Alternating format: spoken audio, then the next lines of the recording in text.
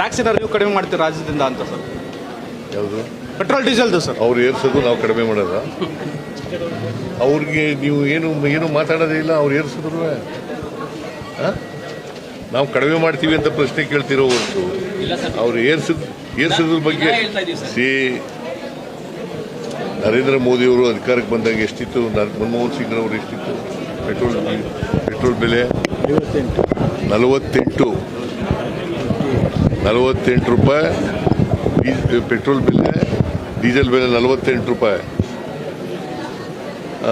Petrol ಬೆಲೆ 70 ರೂಪಾಯಿ ಇತ್ತು. ಗ್ಯಾಸ್ ಬೆಲೆ ಎಷ್ಟಿತ್ತು? 414. ಈಗ ಎಷ್ಟಾಗಿದೆ? ಮತ್ತೆ ಯಾರು ಮಾಡೋದು ಇದನ್ನ?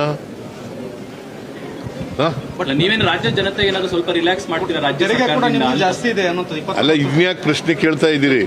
ಅವ್ರು ಹೆಚ್ಚು ಮಾಡಿದ್ರೆ ನೀವು ಕಡಿಮೆ ಮಾಡಿ ಅಂತ. ಜನರಿಗೆ ಏನಾದ್ರು